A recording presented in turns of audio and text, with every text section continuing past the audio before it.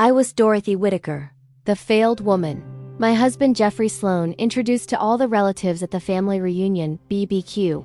Everyone mocked me with sneering glances, serving plates like I was invisible.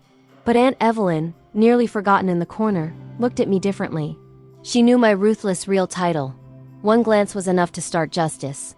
As I stood there, plate in hand, smoke rising from the grill, I want you to know something personal. Every word you're hearing was crafted by human hands. A storyteller who pours real emotion into these moments, not some random algorithm. Now, let me take you deeper into that day. I want you to picture me clearly. 62 years old.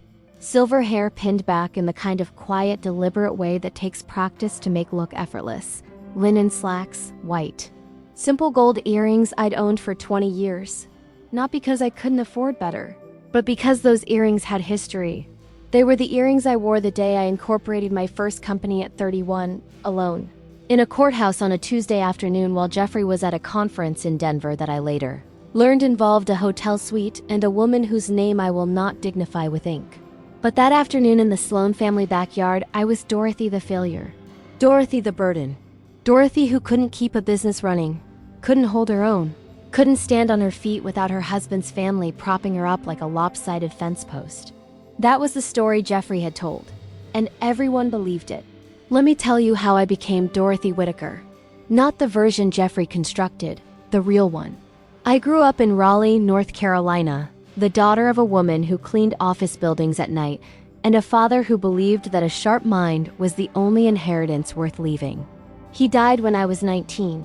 By 23, I was writing code in a studio apartment with a leaking radiator, surviving on instant oatmeal and a conviction that the world was about to need something it didn't yet know existed. I wasn't wrong.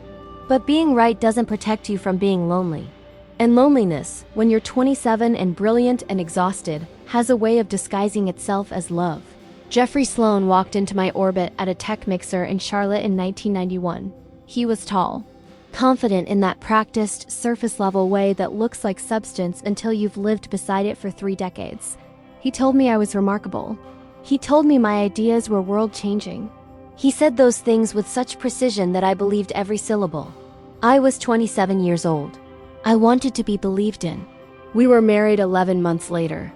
For the first 5 years, I told myself the partnership was equal. I told myself that his consulting work, loose, undefined, always almost profitable, balanced the scales somehow. I was building software solutions for healthcare networks, quietly accumulating contracts, reinvesting every dollar. Geoffrey was attending lunches, giving speeches at Chamber of Commerce breakfasts, handing out business cards with titles that shifted every 18 months. Senior Strategy Advisor, Principal Consultant, Executive Director of Innovation. Each title grander than the last, each role less tethered to reality. By Block 005, I was funding everything, the mortgage on our house in Charlotte, the private school tuition for our daughter Melissa, the lease on Geoffrey's office space, a WeWork desk he used twice a week to take calls and feel important. I didn't confront it because confrontation meant acknowledgement, and acknowledgement meant looking directly at the thing I'd built my life around and seeing it for what it truly was. 35 years. That's not a marriage, really. That's a career. And like any career, it had milestones. There were beautiful ones. Melissa's laugh at age 4. A winter in Asheville where Geoffrey remembered to be tender. The particular pride of watching something I built from nothing serve thousands of people who needed it. And there were the other milestones. The credit card statements, the transfers I discovered too late, the 2017 investment opportunity that Geoffrey funneled $40,000 of my earnings into, without asking, which evaporated inside 6 months into a scheme I still don't fully understand. Each time I absorbed it. Each time, I adjusted the architecture of my own ambitions to accommodate his failures. I told myself this was love. I told myself this was strength. I know now it was neither. It was habit dressed up as devotion. By 2024, I had been the invisible engine of Geoffrey Sloan's comfortable existence for so long that even I had occasionally forgotten what I was capable of.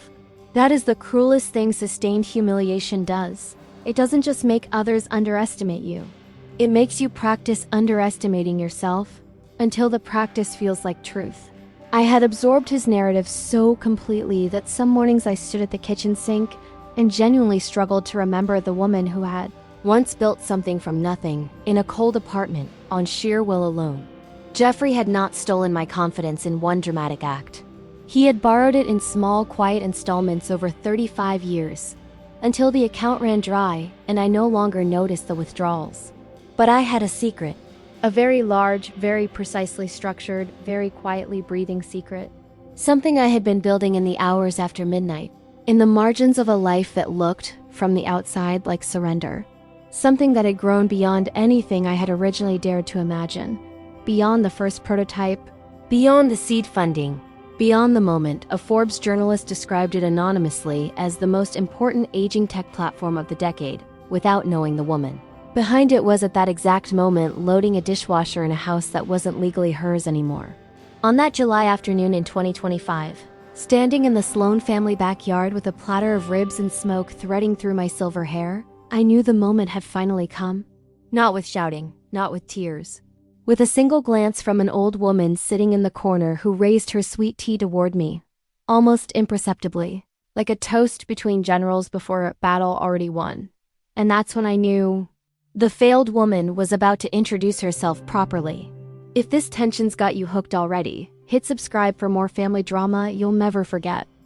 There is a particular kind of cruelty that wears the face of concern. I learned this slowly, the way you learn most dangerous things. Not in a single devastating moment, but in a slow accumulation of small surrenders that each seem reasonable on their own, until one day you look back and realize the distance you have traveled from yourself is immeasurable. Geoffrey Sloan was a master of that cruelty. He never raised his voice. He never needed to. His weapons were softer and far more precise. A sigh at the right moment, a pause before answering a simple question, a look shared with his mother across a dinner table that said everything he would never say out loud. By the time he constructed the lie that would redefine my public identity, he had been rehearsing for years. It began in the spring of 2023. I had, by then, been quietly operating WhitakerTech for nearly 4 years under a structure so carefully designed that my name appeared nowhere in the public-facing documentation. This was intentional. I had learned from watching Geoffrey's failures that visibility, for the wrong reasons at the wrong time, is its own kind of liability. SilverSync, the AI companion and care coordination platform I had built specifically for adults 65 and older, was gaining traction in ways that made my chest tight with a feeling I had almost forgotten. Pride. Real, uncut, unshared pride that belonged entirely to me. The platform had begun as a response to something I witnessed personally. My own mother, in her final years, navigating a healthcare system that treated her as an afterthought, confused by interfaces designed for 30-year-olds, isolated in ways that technology should have been solving but wasn't. I built SilverSync for her in a sense. I built it for every person who had ever felt discarded by a world accelerating past them.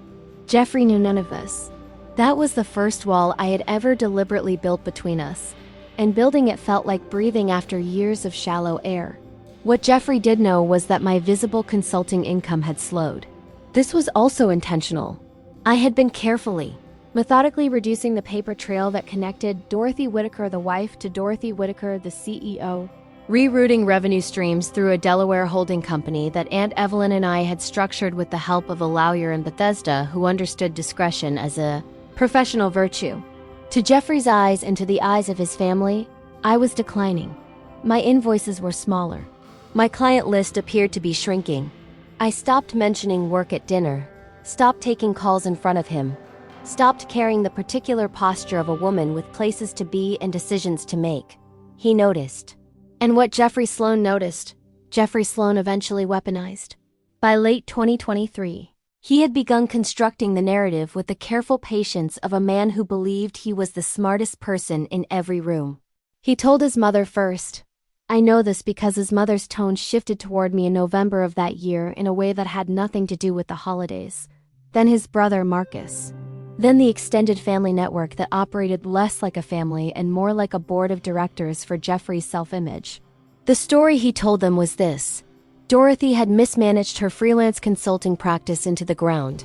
Dorothy had made poor investments.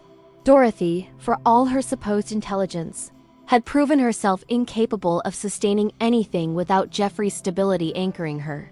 He framed it as sadness. He used the word disappointed the way a judge uses a gavel, with finality, with authority, with the implication that the verdict was already recorded somewhere permanent. What he proposed next arrived on a Tuesday evening in February 2024, delivered over a dinner I had cooked, at a table I had bought, in a house whose mortgage I had been paying alone for 11 years. He suggested, gently, reasonably, with that particular brand of manufactured concern he had perfected, that we move in with his parents. Temporarily, he said. Just until things stabilized. His parents had the space. His mother had always wanted us closer. It made sense, he said, given the circumstances.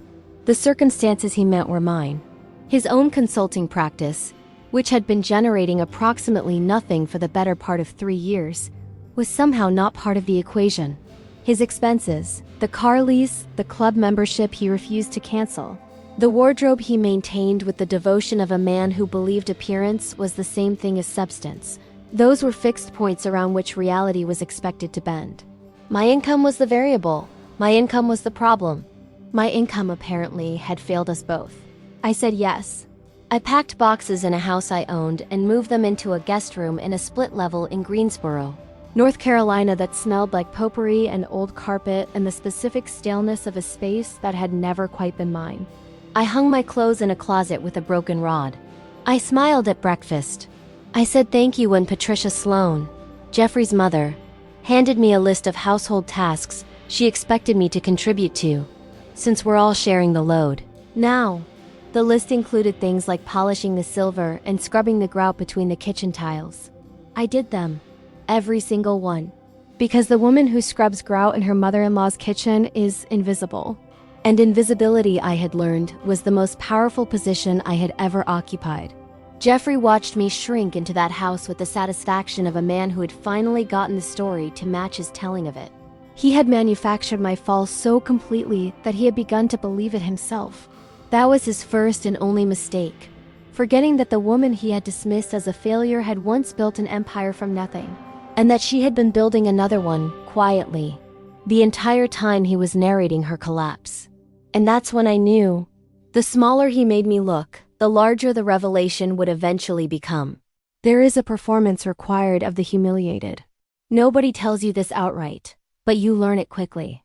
The particular choreography of smallness that keeps the peace, that prevents the escalation, that allows the people who have decided what you are to feel confirmed in their decision without having to examine it too closely. I became very good at this performance.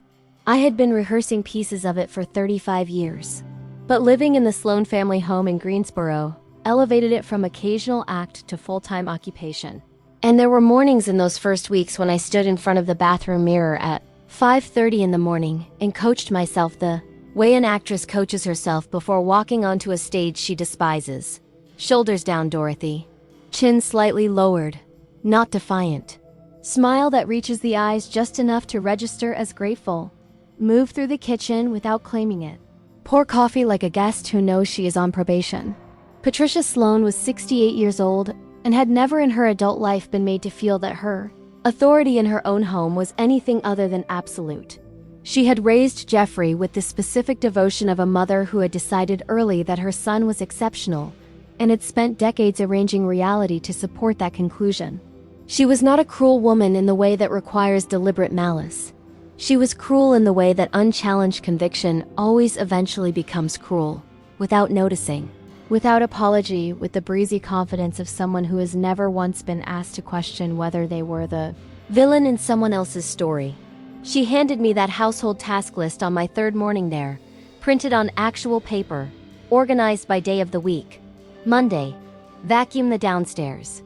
Tuesday, polish the silver in the dining room cabinet. Wednesday, wipe down all kitchen surfaces including grout lines. I remember reading it at the kitchen table while Geoffrey sat across from me eating toast, not looking up from his phone and understanding in that moment that this had been coordinated. This was not Patricia being casually presumptuous. This was an agreed-upon arrangement. My husband had discussed my domestic utility with his mother before I had arrived, and together they had concluded what my days should look like. I folded the list, put it in my pocket, and said, "Of course, Patricia. Happy to help." Geoffrey's brother, Marcus, and his wife, Linda, lived 20 minutes away and treated the Sloan house like a second home, which meant they were present for dinner at least 3 times a week. Marcus was 61, loud in the way of men who have never developed the inner life that makes silence comfortable. And he had decided within 48 hours of my arrival that I was an appropriate subject for gentle, ongoing ridicule. He called me the career woman with a smirk that made the quotation marks audible. He asked me, at the first dinner I attended, whether I had considered something more stable, like bookkeeping. He laughed. Patricia smiled. Linda examined her napkin. Geoffrey said nothing, which was, by then, the most reliable thing about him.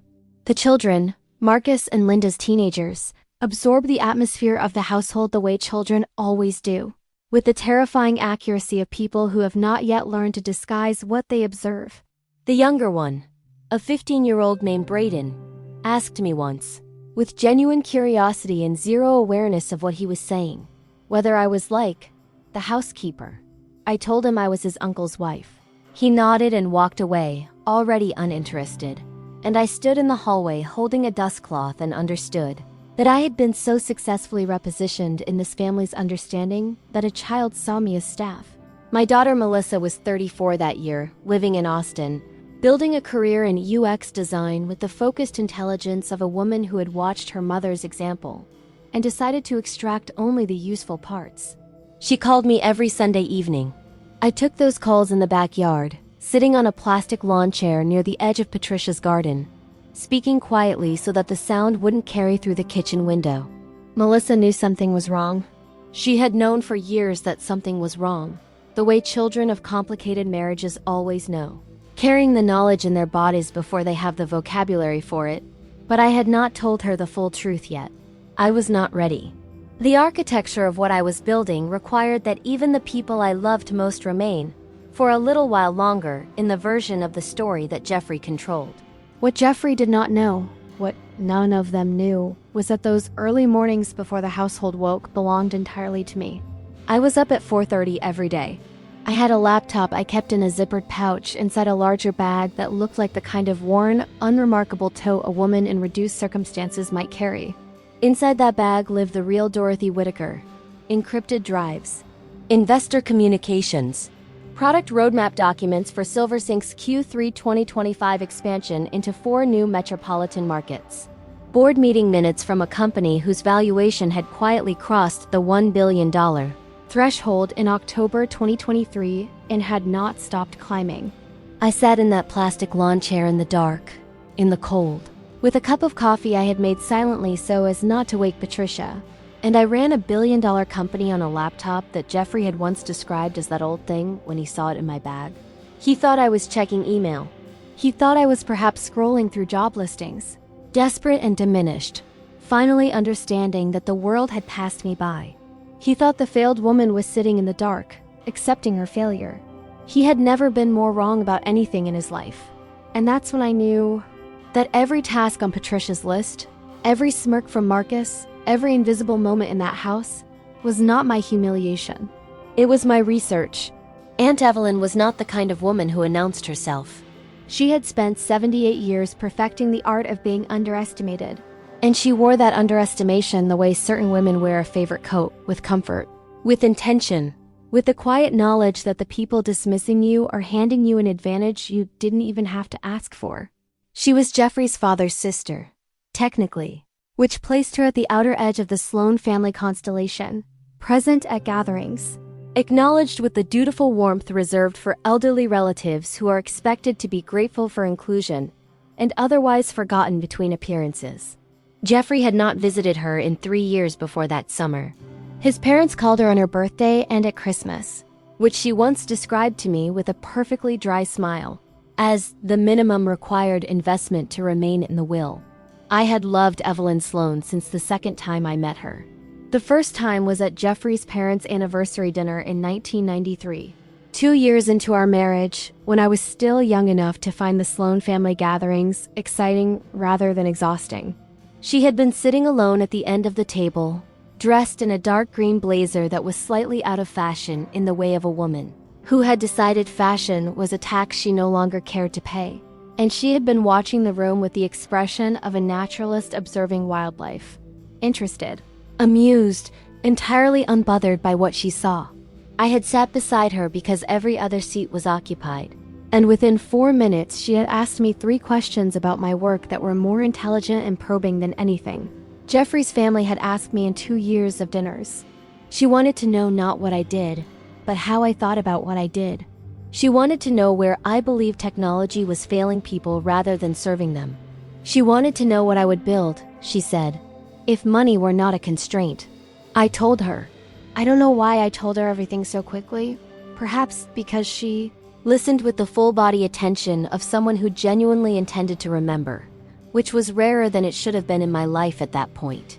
I told her about my mother, about the last 2 years of her life, navigating a healthcare system that communicated in forms she couldn't read and portals she couldn't navigate and automated phone trees that left her in silence when what she needed was a human voice.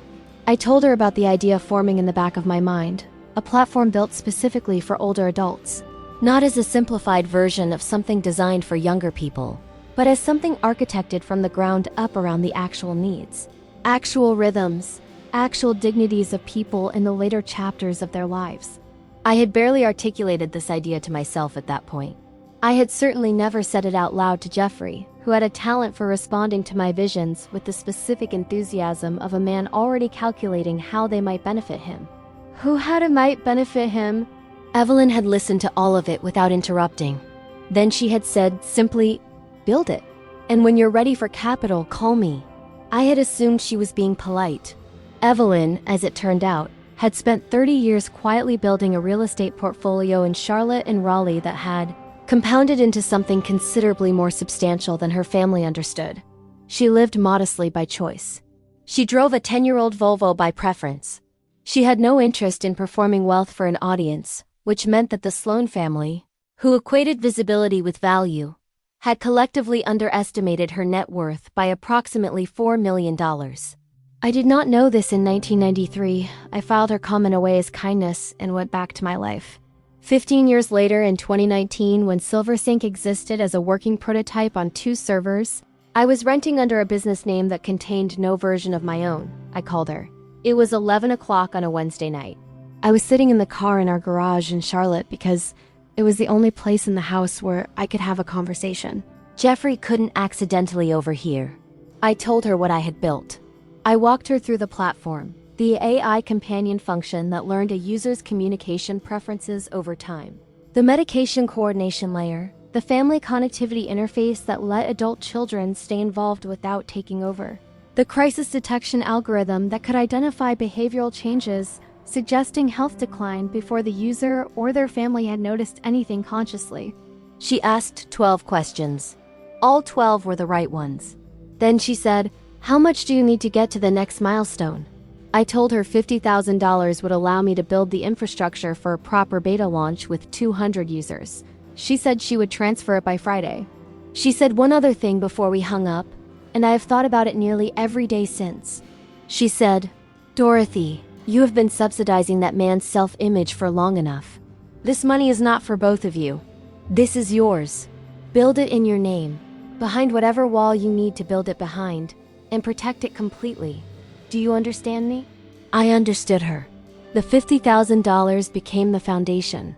By 2021, SilverSync had 4,000 active users and a Series A term sheet from a healthcare-focused venture fund in Boston. By 2022, we had 40,000 users across 11 states and a partnership with a national pharmacy chain that gave us distribution reach I could not have purchased at any price. By the time I was folding Patricia's task list into my pocket in Greensboro, WhitakerTech had a valuation of $2 billion. A team of 63 people, none of whom had ever met Geoffrey Sloan, and a board that included Evelyn as an emeritus advisor, the woman the Sloan family seated at the end of the table and called once a year.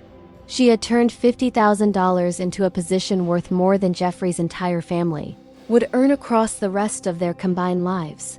And that's when I knew the woman they had forgotten in the corner had been holding the whole empire in her hands the entire time. There is a moment in every long and unequal relationship when the person holding all the power makes miscalculations so significant that it cannot be undone. They make it because they have been comfortable for too long. Comfort, sustained without challenge, produces a specific kind of blindness, the blindness of a man who has never once been made to face the full consequence of his own behavior and who has therefore come to believe, at some cellular level, that consequences are simply not something that apply to him. Geoffrey Sloan reached that moment in the spring of 2025, 14 months into our time at his parents' house in Greensboro. On an otherwise unremarkable Thursday evening when he told me, in the kitchen in front of his mother, that if I could not begin contributing financially to the household within 60 days, he would speak to a lawyer about restructuring our arrangement. Restructuring our arrangement. That was the phrase he used. I remember it precisely because of the care with which he selected it, the way it was designed to sound administrative rather than threatening, reasonable rather than cruel, like a business decision rather than an eviction notice delivered to a woman standing in someone else's kitchen holding a dish towel.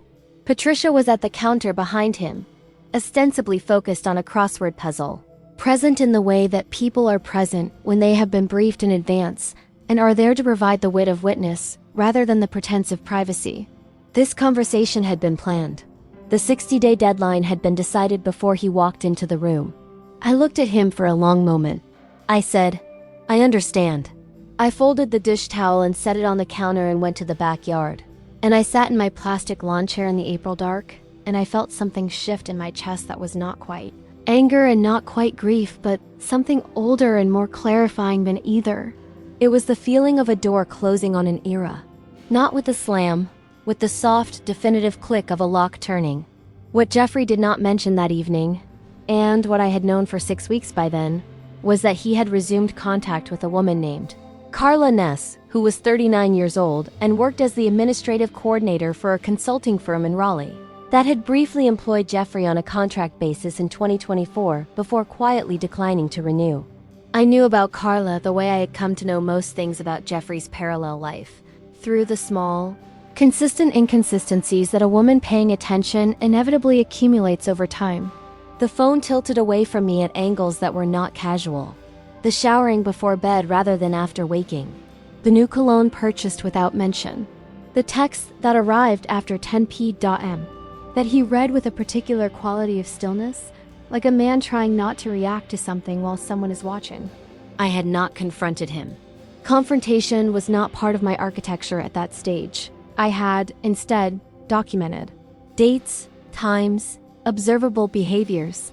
The name I confirmed through a combination of a rerouted notification and a moment of carelessness on Geoffrey's part, involving an open laptop and a kitchen counter. I was not surveilling him out of jealousy. I was surveilling him out of precision. What Geoffrey did in his personal life was, by that point, largely irrelevant to my emotional landscape. What it was relevant to was the legal and financial structure of what was coming. But it was what was happening to Melissa that moved something in me that strategy alone could not fully contain. My daughter had been dating a man named Patrick for 2 years. And that spring she had told Geoffrey's family, over a video call during one of their occasional Sunday dinners, that she and Patrick were engaged. The response from Geoffrey's side of the screen had been the particular warmth of people performing congratulations they do not entirely mean.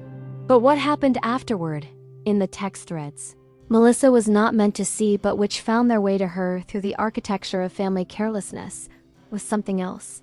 Marcus had written to Geoffrey that Patrick seemed fine, I guess, for what Melissa can realistically expect. Linda had responded with a single emoji that managed to convey an entire paragraph of condescension.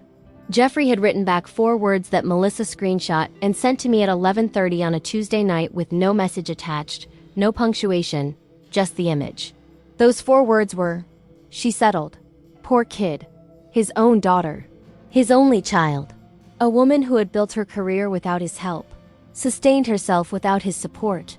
Navigated a complicated childhood in a household running on the fumes of his ego, and his contribution to her engagement was 4 words of private contempt forwarded through his brother's group chat like gossip about a neighbor." Melissa did not call me that night. She sent only the screenshot, and then 20 minutes later, a second message that said, "Mom, whatever you're planning, please don't stop. She didn't know what I was planning. She couldn't have. But she knew me well enough to know that I was planning something. That the woman, scrubbing grout in Greensboro, was not the complete picture. That the stillness I had been performing was not the stillness of defeat. She had her father's eyes in my mind, and my mind had taught her, without intending to, that the quietest person in the room is very often the most dangerous. I wrote back 2 words. I won't. Geoffrey's 60-day deadline was set to expire on June 19th. The Sloan family reunion BBQ was scheduled for July 12th. I had received the invitation, a group text from Patricia with a sunflower emoji, the same week he issued his ultimatum. And I had read it twice, slowly, and then opened my calendar and made a single entry in the notes field of that date that said nothing except time. And that's when I knew that the deadline he had given me was not an ending. It was an invitation I intended to accept in a way he could not possibly have prepared for. There is a specific satisfaction in watching something you built in the dark finally begin to cast its own light. I had spent 6 years as an anonymous architect, present everywhere in the structure of WhitakerTech, and visible nowhere in its public face. This was strategic. This was necessary. But by the winter of 2024, the platform had grown to a scale that anonymity was becoming its own kind of logistical challenge. SilverSync had 340,000 active users across 22 states. We had completed a Series C funding round that valued the company at $2 billion. We had partnerships with 3 major hospital networks, a federal grant for rural senior connectivity, and a waitlist of 80,000 users in markets we had not yet launched. The company was no longer a secret I was keeping.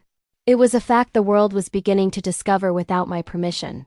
The Forbes piece appeared in February 2025. I had not authorized it, but I had not prevented it either, which was itself a decision. A journalist named Priya Chandrasekaran had been investigating the aging tech sector for a long-form feature on what she called the most undercovered billion-dollar market in American life. And her research had led her to SilverSync through a trail of funding documents, patent filings, and interviews with users whose testimonials read less like product reviews and more like letters of gratitude.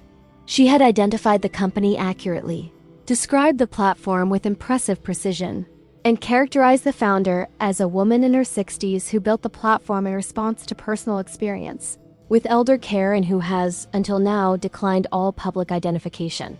The piece ran with a photograph of the SilverSync interface rather than a founder portrait, because I had declined the photograph. But the article's final paragraph contained a sentence I had approved in a late-night email exchange with Priya that I had thought about carefully for 3 days before sending.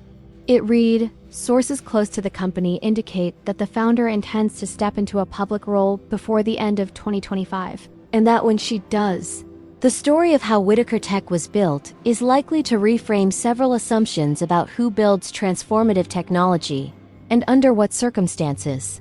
I sent Priya a 2-word reply after the piece published. "Thank you." Geoffrey saw the article. I know this because he mentioned it at dinner 2 days after it ran. Not to me, but to his father, in the way of a man performing casual awareness of things he finds threatening without wanting to appear threatened. He said the aging tech space was getting crowded, and that some of these valuations are fantasy. His father nodded. I passed the bread basket and said nothing, and thought about the Series C term sheet in my encrypted drive upstairs. The VIP invitation arrived in March. It came through WhitakerTech's official communications channel, addressed to the CEO, which was addressed to me, which was addressed to a woman that Geoffrey had told his family was failing, from the organizers of the National Senior Technology Summit in Washington, requesting a keynote address at their June conference. The invitation included a profile they had compiled of WhitakerTech's impact metrics. I read it at 4:30 in the morning in the backyard, in the dark with my coffee, and I sat with it for a long time before I responded. Then I opened a separate document I had been maintaining since November, a document I had titled, "With no particular drama, July," and I added 3 words to the bottom of the page. The plan was not complicated. The best plans rarely are. Complexity is what people build into schemes when they are not entirely confident in the foundation. My foundation was solid. It had been solid for 6 years. What I needed was not complexity. What I needed was timing and the right room. and one person willing to speak the truth at the exact moment it would be most clearly heard. I called Evelyn on a Saturday morning in April while Geoffrey was at a driving range with Marcus. She answered on the second ring, the way she always did, as though she had been expecting the call. I told her the BBQ was July 12th. I told her what I needed from her, not action, not confrontation, just presence and one sentence, delivered at the right moment, to the right audience. I told her about Geoffrey's ultimatum, about Carla Ness, about Melissa's screenshot, about the 4 words my husband had written about his own daughter's engagement. There was a silence on the line that lasted perhaps 4 seconds. Then Evelyn said, "I'll be there." And Dorothy, "Wear something they'll remember." I also made one call to our head of partnerships at WhitakerTech, a woman named Sandra Okafor who had been with the company since the Series A and who possessed, among her many considerable qualities, an absolute precision with technical execution. I told Sandra that I needed a specific SilverSync administrative function active and accessible from my phone on July 12th. She asked no questions. She said it would be ready.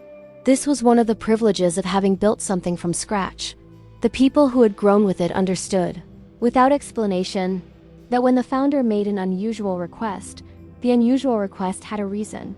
Geoffrey's consulting contracts, 3 of them, all mid-sized firms that had engaged him on the basis of references and a professional reputation that had been, in part, sustained by the ambient credibility of being married to a woman building something real, were all processed through a vendor management platform that WhitakerTech had quietly acquired in late 2024 as part of a broader B2B infrastructure expansion. This was not something Geoffrey knew.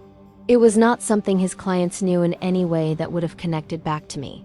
But it meant that on July 12th from my phone, I could access the contract management dashboard for all 3 engagements simultaneously. I want to be precise about this. I did not manufacture anything false. I did not fabricate a cause for termination. Each of the 3 contracts contained standard morality and professional conduct clauses that Geoffrey had, through his behavior in the preceding 18 months, provided legitimate grounds to trigger. Sandra had reviewed each file. The documentation was clean, accurate, and complete. What I held in my hand on that July morning was not a weapon. It was a conclusion that had been building for years, waiting for someone with the authority to file it. What's your family reunion nightmare? Drop it in the comments. Let's see whose is worse. The morning of July 12th, I got up at 4:30 as always. I made coffee in Patricia's kitchen in the dark. I took my cup to the backyard and sat in my plastic lawn chair for the last time. And I looked at the sky going from black to that particular shade of blue that exists only in the 30 minutes before dawn fully commits to arriving. I was wearing under my robe the white linen slacks I had packed 3 weeks earlier specifically for this day. And in my pocket, charged to full battery, was my phone, with Sandra's dashboard loaded, Evelyn's number on speed dial, and a calendar notification I had set in November that read, simply, time, and that's when I knew. That everything I had absorbed, every task list, every smirk, every 4-word text, every 60-day ultimatum had been quietly converted, over 6 years of pre-dawn mornings, into the most precise instrument of justice I had ever held. The Sloan family reunion was the kind of event that Patricia had been orchestrating for 22 years with the focused intensity of a woman who believed that the quality of a gathering reflected directly on the quality of her character. By 10 in the morning, the backyard was already arranged with the precision of a catered event. Folding tables covered in checkered cloth, a cooler packed with drinks organized by type, a playlist of classic rock cycling through a Bluetooth speaker mounted on the fence post, and the grill Geoffrey's domain, already fired up and tended by Geoffrey himself, who wore an apron that said, "The man, the myth, the grill master," and moved through the space with the expansive ease of a man performing his own legend. I arrived in the backyard from the kitchen carrying a tray of sliced tomatoes at 10:15. I had dressed carefully. White linen slacks, as planned. A pale blue blouse that was simple enough to read as modest and well-cut enough to read as deliberate to anyone paying the right kind of attention. My silver hair was down, not pinned back, as it had been every day for 14 months in that house. Down and neat and exactly as I chose it. Nobody commented on this. I did not expect them to. I set the tomatoes on the table nearest the grill and took up the position that had become my assigned role in this family's choreography. Useful, peripheral, unremarkable. Evelyn arrived at 11. She came through the side gate in a dark green blazer, the same shade she had worn at that anniversary dinner in 1993, which I noticed and which felt to me like a signal between two people who did not need words to communicate across a yard. She carried a small purse and moved with the measured deliberateness of a woman who has decided that hurrying is for people who haven't yet learned that they control more time than they think. Patricia greeted her with the particular warmth of someone performing welcome for an audience. Geoffrey kissed her cheek and said, "Aunt Evelyn, you look well," in the tone of a man checking a box. Evelyn smiled at him with enormous, flawless pleasantness and said, "Geoffrey, you haven't aged a day." She did not clarify whether this was a compliment. She found a chair in the far corner of the yard, near the rose bushes, slightly apart from the main gathering cluster, and she sat and she watched, and her eyes found mine across the yard with the calm precision of a navigator confirming coordinates. By 1 o'clock, the yard was full. Marcus and Linda, their teenagers, 3 of Geoffrey's cousins and their spouses. A neighbor couple Patricia had included for reasons of social maintenance. Plates were loaded. Drinks were opened. The particular noise of a family gathering in full operation. Overlapping conversations. Children moving through adult legs. Ice rattling in cups. Filled the afternoon air along with the smoke from the grill and the smell of charcoal and meat and sunscreen. I moved through it all with my tray and my smile, refilling condiment dishes, collecting empty bottles, and listening with the comprehensive attention of a woman who has learned that the most useful information is always produced by people who have forgotten you're in the room. It was Geoffrey who called the toast. He did it at 2:15, tapping a fork against his glass with the theater of a man who had been planning this moment. The yard went into that particular obedient quiet that family gatherings produce when the most dominant personality requests attention. Geoffrey stood at the head of the patio table, holding his beer, wearing his grill master apron, looking out at his assembled family with the expression of a man surveying a kingdom. He thanked everyone for coming. He talked about family. He talked about the importance of being together. He made a joke about his father's golf game that produced polite laughter. And then, with the timing of a performer who has rehearsed the reveal, he turned to where I was standing at the edge of the patio with an empty serving tray, and he said, gesturing toward me with his beer in a way that was somehow both an introduction and a dismissal, "And of course you all know Dorothy. My wife, who has been, well," he paused. He smiled. "We'll just say she's been finding her footing." Another pause, calibrated for effect. "Took her 35 years, but she's really come into her own here, haven't you?" Keeping the tomatoes sliced. The laughter was not universal, but it was enough. Marcus laughed. 2 of the cousins smiled in the way people smile when they've been primed to find something funny. Linda examined her drink. The teenagers didn't react because they had already categorized me as furniture. Geoffrey raised his glass toward me with a smile that contained no warmth and every ounce of 35 years of accumulated contempt. Dressed in the costume of a joke at a family barbecue, I stood with my tray. I smiled. I let the moment exist completely. Let it land in every corner of that yard. Let every person present feel the full texture of what had just happened, so that what came next would have the context it needed. It was Evelyn who spoke. She did not stand dramatically. She did not raise her voice. She simply said, from her chair in the corner, in the tone of a woman sharing a piece of information she assumed everyone already knew, "Geoffrey, I think you may want to reconsider that characterization." She said it pleasantly. She said it the way you might gently correct someone who has mispronounced a common word. Dorothy is the founder and CEO of WhitakerTech, the SilverSync platform. $2 billion valuation as of last quarter. I should know. I was her first investor. She lifted her sweet tea toward me. She's been running it the entire time she's been in this house. The quality of the silence that followed was unlike anything I had experienced in 22 years of Sloan family gatherings. It was the silence of a room in which every person is simultaneously recalculating something fundamental. Geoffrey's smile did not disappear immediately. It took approximately 3 seconds, which felt in that silence like a very long time. His eyes moved to me with an expression I had never seen on his face before. which was the expression of a man who has just understood that the ground he has been standing on was not what he believed it to be. I set my tray on the table. I reached into my pocket. I opened Sandra's dashboard on my phone, and I held it calmly. And I pressed confirm on 3 contract termination notices that had been prepared, reviewed, and ready for 63 days. Somewhere in Raleigh, in Charlotte, and in Durham. 3 vendor management systems updated simultaneously. 3 engagement statuses changed from active to concluded. Geoffrey's phone, in the pocket of his grill master apron, produced 3 notifications in the space of 11 seconds. I watched him read them. I watched the color move through his face in a sequence I could not have scripted better if I had tried. I did not say anything. I did not need to.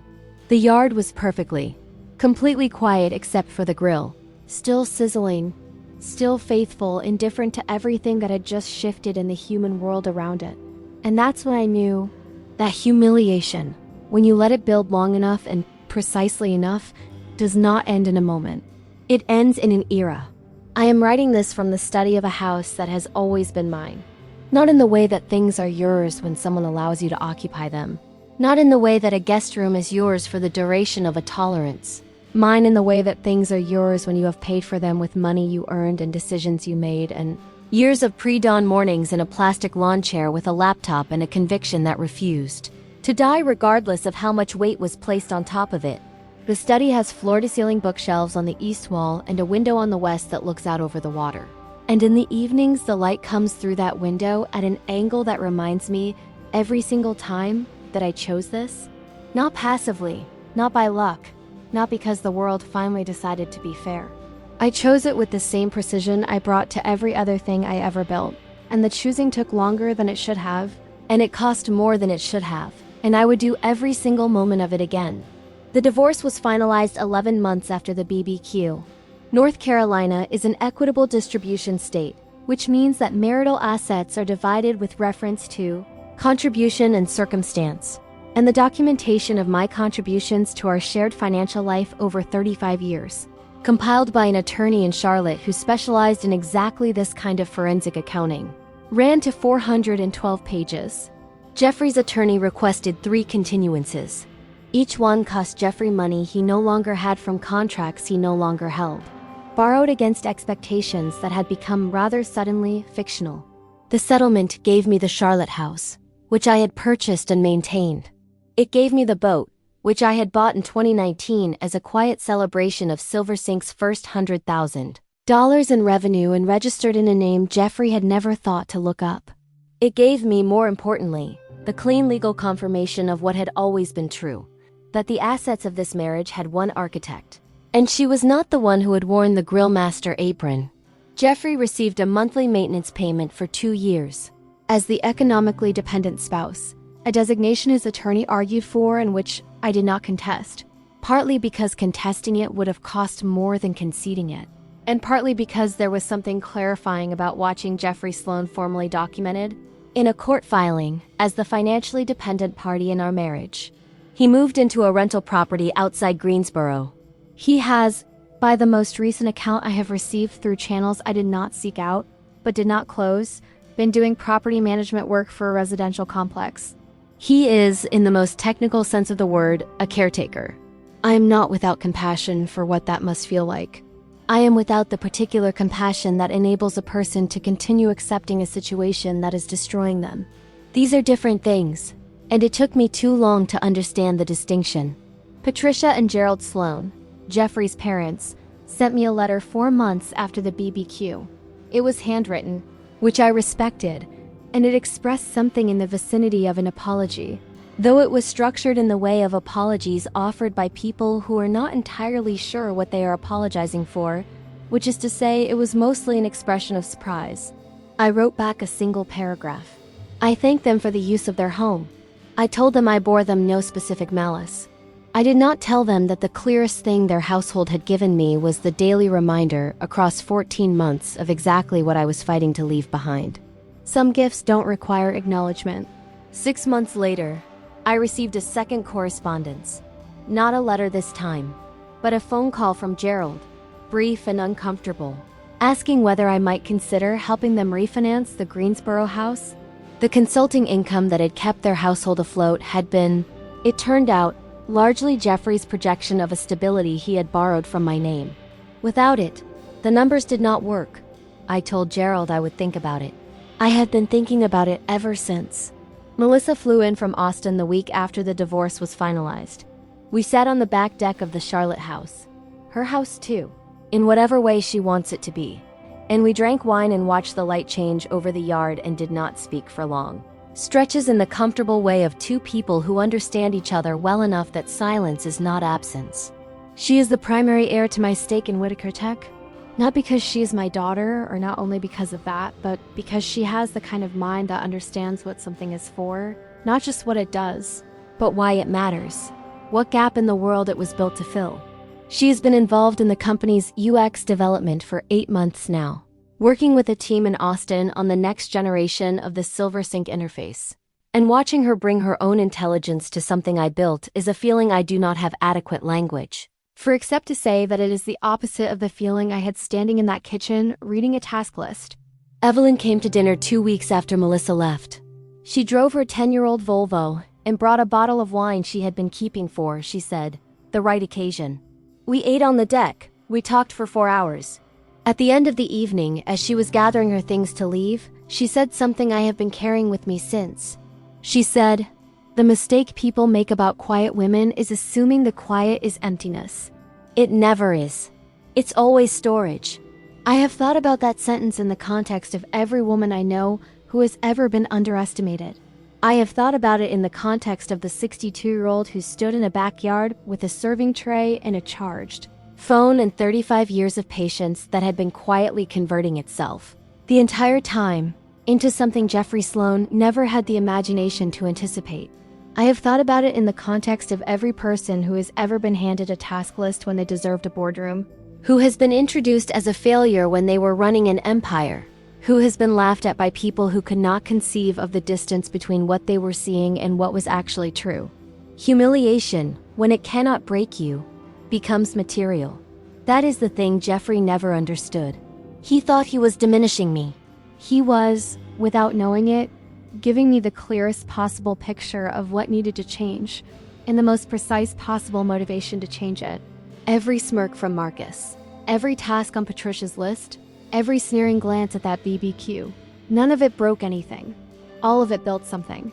I am Dorothy Whitaker. I am 63 years old.